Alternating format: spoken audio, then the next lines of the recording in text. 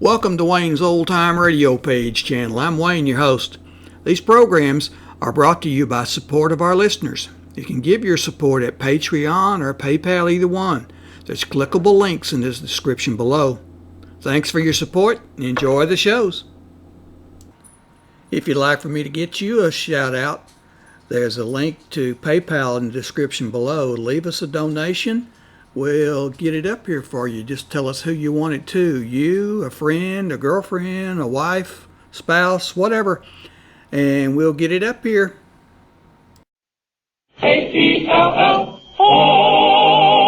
The Jell-O program starring Jack Benny with Mary Livingston, Phil Harris, Kenny Baker, and yours truly, Don Wilson.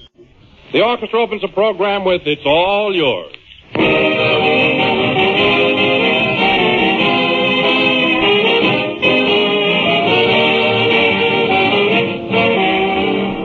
It seems that every year the Easter parade gets more and more colorful. And today, when I was watching those gay new hats go by, an old song kept running through my head. The flowers that bloom in the spring, tra-la, the flowers that bloom in the spring. Well, I was thinking that for bright color, vivid gaiety, and downright cheerfulness, those flowers haven't a thing on Jell-O. For Jell-O's 6 colors are glowing with beauty and cheer.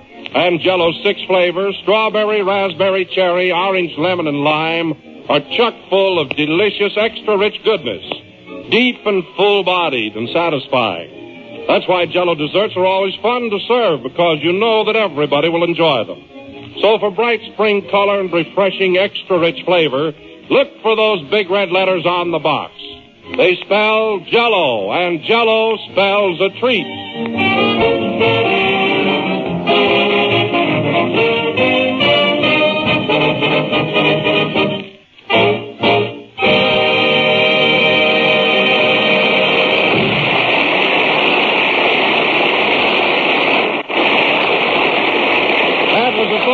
Played by the orchestra. Now, ladies and gentlemen, we bring you a man who was the sensation of the Easter parade this morning in his frock coat, white spats, and beanie, Jack Benny.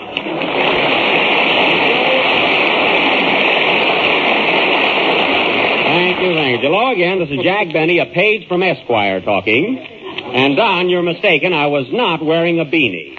That was my derby hat, but the brim blew off. I have more trouble with that hat. I think I'll grow geraniums in it.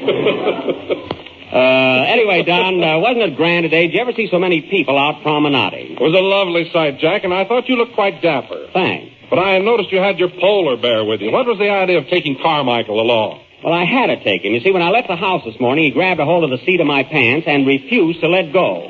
What could I do? Well, Jack, supposing he did rip your pants, you could have put on another pair. Don, his grip was a little deeper than that.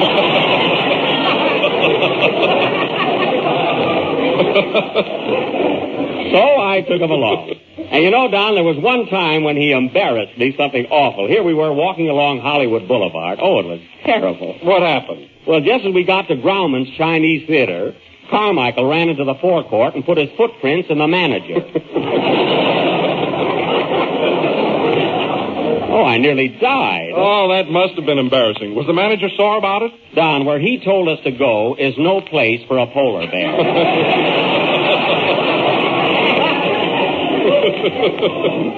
But we didn't let that bother us. Went right along with our stroll. Say, Jack, did you see Phil Harris on the boulevard this morning? He had on the loudest suit I've ever seen in my life. It was really violent. No, I didn't see him, Don, but I can imagine what Phil's suit was like. You see, he and Rochester have the same tailor. Same tailor? Well, he isn't exactly a tailor. He specializes in beach umbrellas.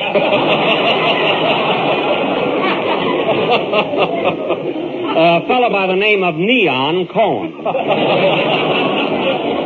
By the way, where is Phil, our new movie star? Oh, he hasn't come in yet. Incidentally, Jack, how's Phil coming along in your picture? Oh, he's all right, Don, but he's getting so conceited. My, you see, it's awfully crowded at Paramount, and they're short of dressing rooms, so Phil has been changing his clothes in a barrel. You know? In a barrel? Well, what's conceited about that? Well, yesterday he asked them to put a star on it. Not only that, he's got lace curtains over the bunghole.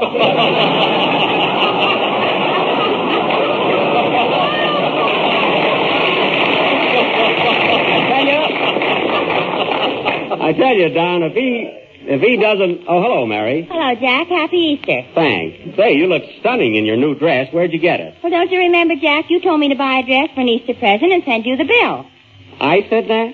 When did I ever say that? 2 weeks ago when you were sick in bed with a bad cold. Oh, well, I must have been delirious that night. What else? Now, Mary, that's just taking an unfair advantage. How much did the dress cost? $82.50. Yay! Well, don't sit down in it. It's going back tomorrow. $82.50. I could buy 4 suits for that. Sure you could. Never mind. You walk up so high to buy a suit of clothes, your ears pop.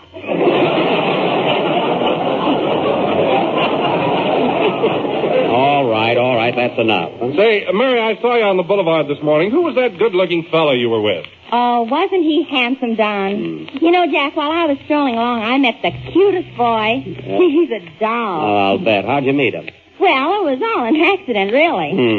You see, I was walking down the street, and I just happened to drop my handkerchief, and he picked it up. Oh, you happened to drop it. Yes. Then I got so nervous, I dropped my gloves. Oh, both of them? No, one at a time.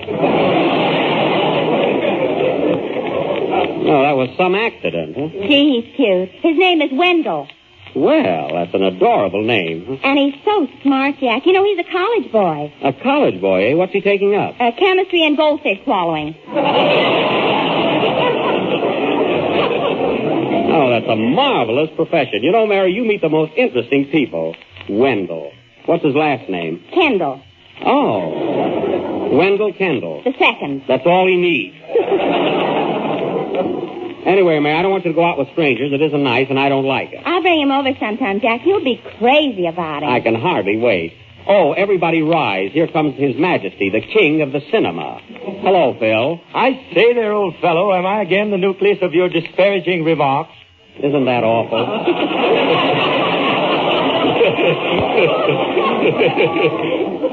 Now, look here, Twitch. Now, get off your high horse. You're not the only guy that ever made a picture. Guy, my word, your English is ghastly. Oh, it is, all of this.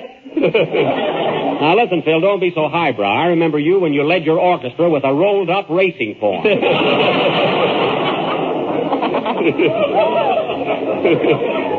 while I think of it, I wish you wouldn't go around telling people that you're the star of my picture. You're nothing but a stooge, and you know it. Stooge? How can I be a stooge when I did a big love scene yesterday with Dorothy Lamour? Sure you did, but the minute you left the room, who do you think rushed in and kissed her? I did. That's like having stewed prunes after crepe Suzette.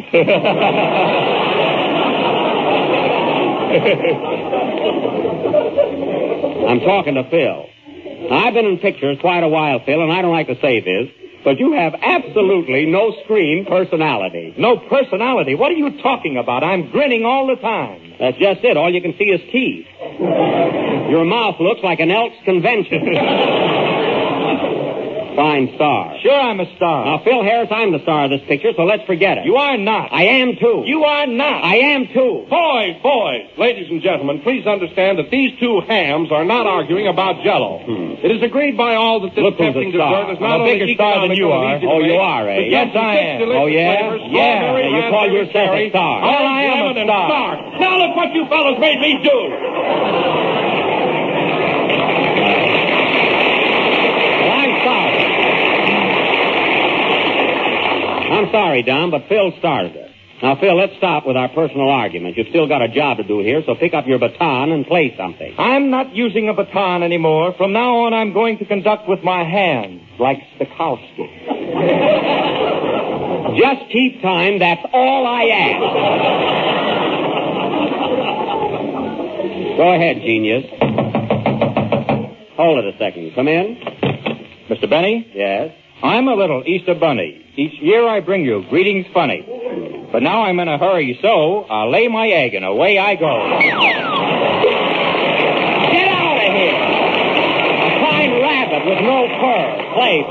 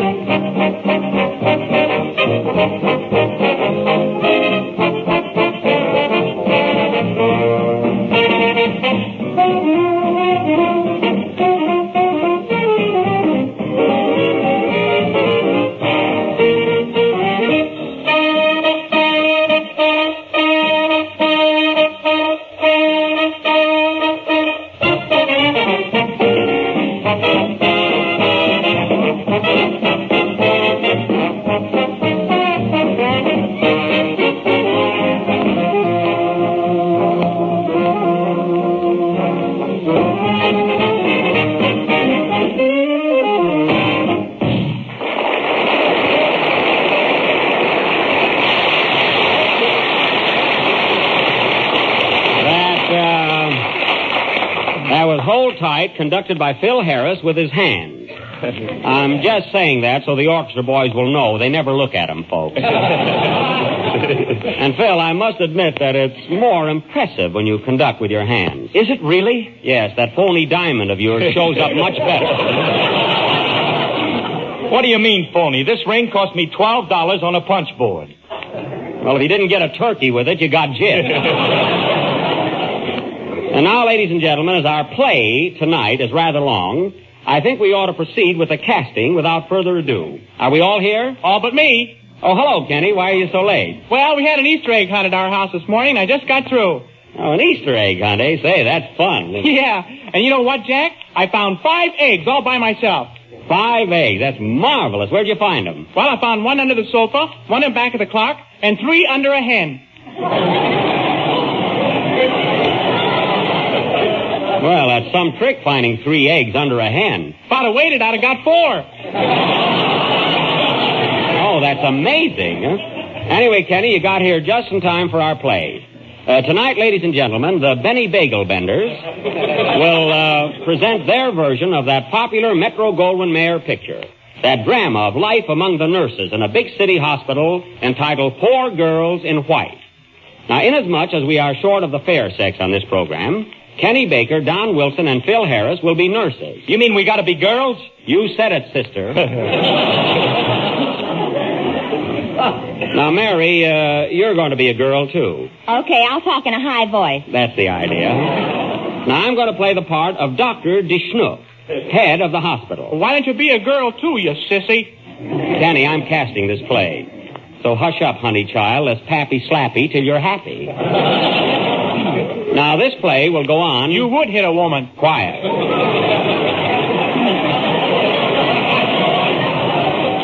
Now, this play will go on immediately after Kenny's song. Go ahead, Kenny. Wait a minute. Hello? Who? Miss Livingston? Yeah, she's here. Who's calling, please? It is, too, some of my blank business. Oh, yeah? Well, listen here, buddy. Tell me who you are. Oh, give me that phone, Jack. Fresh guy. Hello? Why, Wendell Kendall, of all people. I might have guessed it. What's that, Wendell? Oh, don't mind, Jack. He's got a toothache. I have not. You would if you could. Now, Mary. Gee, it's nice of you to call, Wendell. Yes, I'd love to see you tonight. Where'll we go? Oh, my house?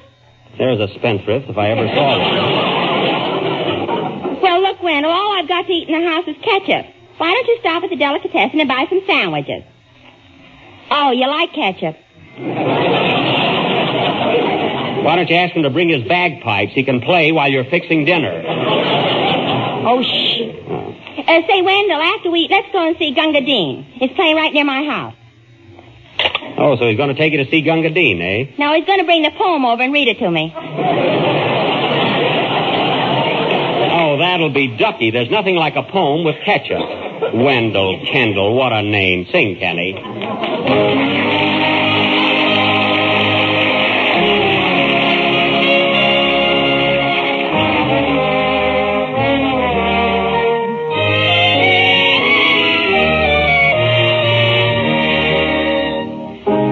Another night of dreaming, drifting on a golden sea. A night of make-believing with one man for me. When twilight has gone and the world slumbers on. I'm building a sailboat of dreams. Each star up above knows my secret of love.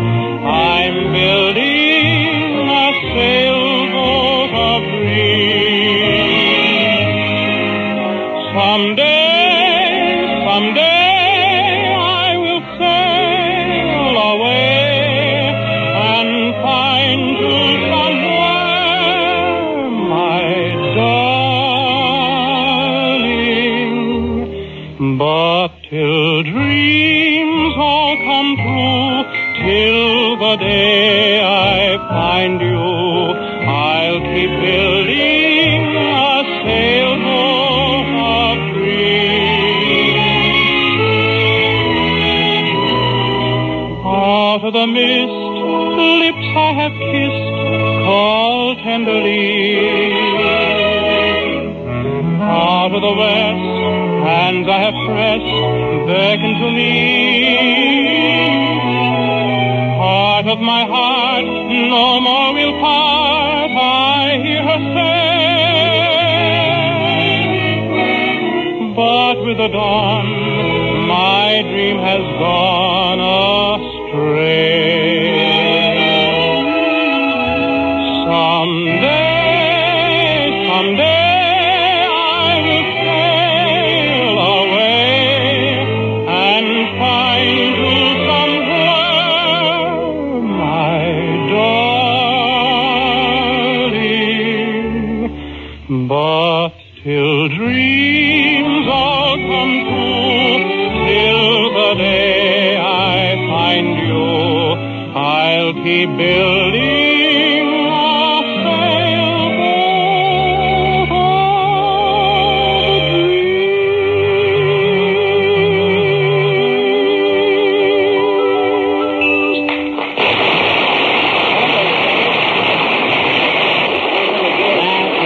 I'm building a sailboat of dreams sung by Kenny Baker. And Kenny, now that your number is over, I'd like to remind you that last Sunday when you were mad, you said you weren't going to sing at all today. I did not. I said I wasn't going to sing good. Well, you did sing good, so ha-ha. I could have done better, so ho-ho. And now, folks, leaving our childhood behind us, we will proceed with tonight's drama, Four Girls in White. Are you all dressed, girls? Yeah, me too. I rolled my stockings. Is it all right? Yes, Don, but you've got your skirt on upside down. How else could he get into it?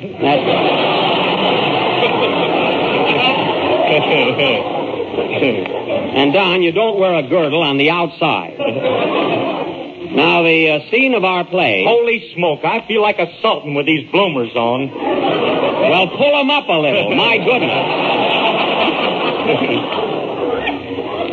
Now, the scene of our play... Hey, Jack, where does this go? Kenny, put that down.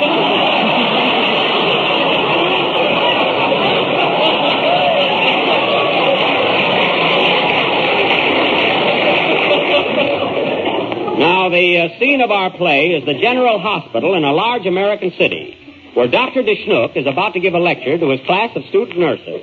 Curtain. Music. Oh, say, I'm so glad.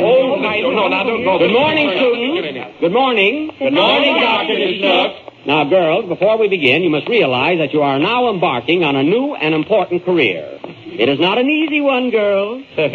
But in 2 short years, you will graduate and become full-fledged nurses. Aren't you happy? Aren't you thrilled? Aren't you inspired? Well, as an average girl, I'd say no. Now, Phyllis, please.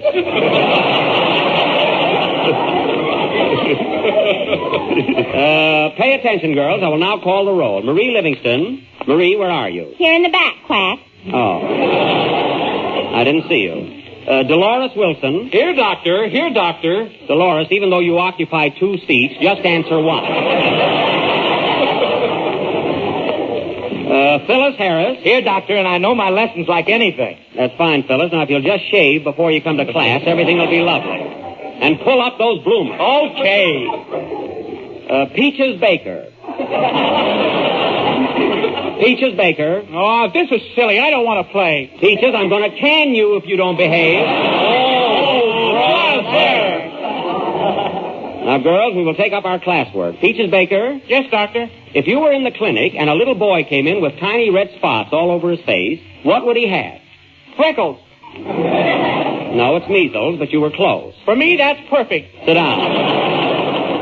Now, Phyllis. Yes, Doc. I want you to tell us the difference between a bunion and a corn. A bunion and a corn? Yes. Well, a bunion is a lump on your foot, Uh-huh. but I don't know what corn is. Not much, you don't.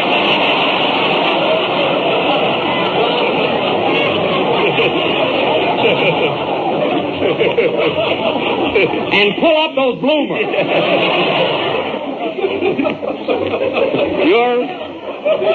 You're next, Marie. Yes, Dr. DeSnook. Now tell me, who was Louis Pasteur? A very famous medical scientist Very good. And where did he do most of his work? at Warner Brothers Studios. That's right, under the name of Paul Muni. Now, Phyllis, name 3 well-known anesthetics. What's that, Doc? I said name 3 well-known anesthetics. Gas Ether and Joe Louis. Correct. Gin is good, too. We're not interested in that, you naughty girl. And take that cigar out of your mouth. Now, Peaches Baker. Peaches yet. Now, Peaches, can you tell us what is the world's record for the itch? 7 years. And who recently broke this record? Fred Allen. Right.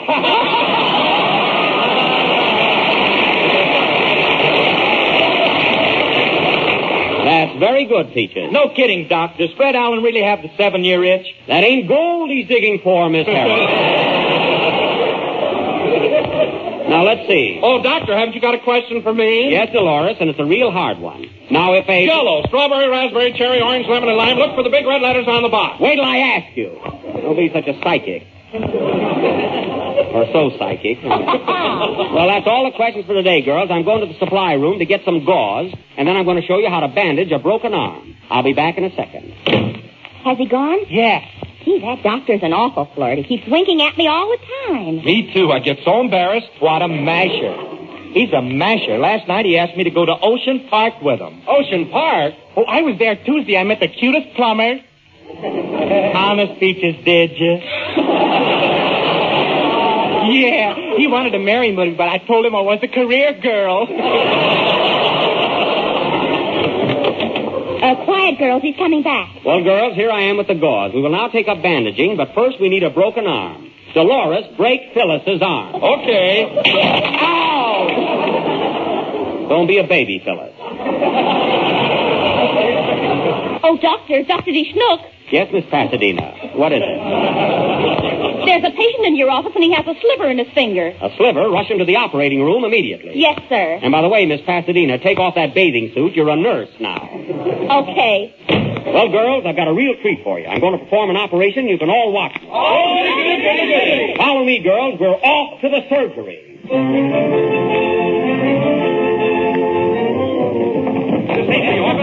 Well, here we are, girls. Here's the operating room. Tickets, please. I'm the doctor. I get in for nothing. What about the dames? They're nurses. They look like the dead-end kids. Hey, Curly Lock. What? Pull up your bloomers. If I was the lady, I'd slug you. Phyllis, please. He has glasses on. Oh, Miss Pasadena, is the patient ready? Yes, he's right there on the table. Oh, yes, there he is. How do you do, sir? Hello, stranger.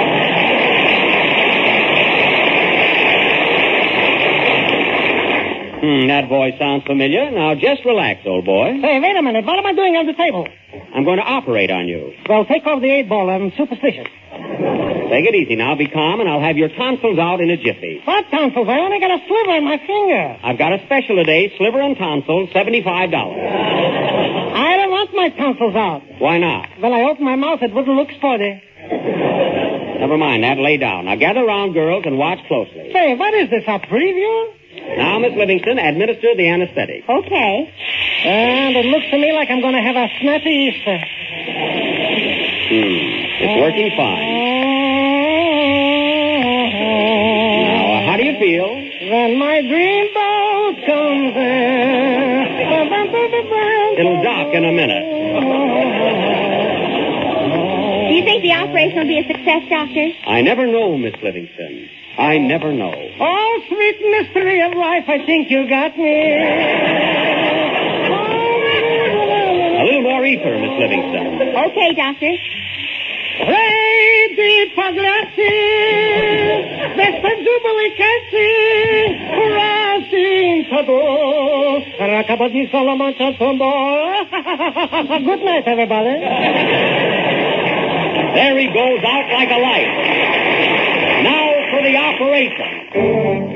Marie, hand me the forceps. Here you are, Doctor. Peaches, hand me the scalpel. Here you are, Doctor. Phyllis, pull up your broom. Okay, Doc. Now stand back, everybody. I need room. Peanuts, popcorns, and programs. You can't tell a tonsil from an adenoid without a program. Give me one of those. Dolores, stand by with the anesthetic. I'm going to whack out these tonsils, or my name ain't Dr. D. Snook. Don't forget the sliver, please. 2 hours later, the operation is over, and Dr. DeSnook is at the bedside of his patient, who's just coming out of the ether. Well,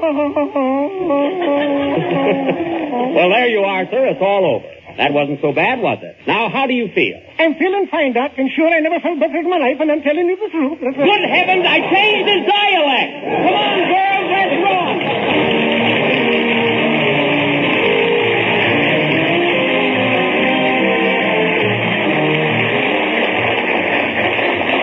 If you're feeling like buying some new spring clothes and you want your husband in a good humor when you tell him, here's one way to work it. Give him this tempting new dessert for dinner tomorrow night. Make a delicious chocolate cream pie, rich and smooth and satisfying, and amazingly quick and easy to prepare with Jell-O chocolate pudding. For all you have to do is make your Jell-O chocolate pudding the same way as always. Follow the simple directions on the package. With only a few minutes cooking, you get creamy chocolate pudding with that old-fashioned homemade goodness. And it makes a perfect pie filling. Just pile it into a crisp brown pie crust, cover with a topping of foamy whipped cream or meringue, and you have the grandest chocolate pie that a hungry man ever put a fork to. All three new Jell-O puddings have a smooth texture and a marvelous flavor.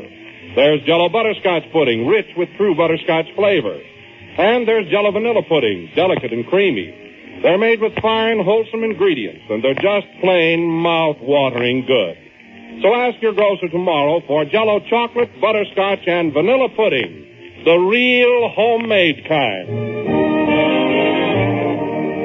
This is the last number of the 28th program in the new Jell-O series, and we will be with you again next Sunday night at the same time. Well, folks, I hope you all liked our little play tonight, Four Girls in White. And, oh, yes, Don, Kenny, and Mary, I want to compliment you on your performance. You were very good. I was good, too, wasn't I, Jack? Yes, Phyllis, and pull up your bloomers. Good night, folks.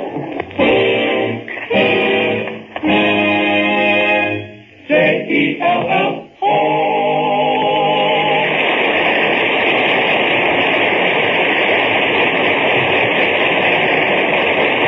Kenny Baker appears on the Jell-O program through courtesy of Mervyn LeRoy Productions. Heard on the program was It's All Yours from Stars in Your Eyes. This is the National Broadcasting Company.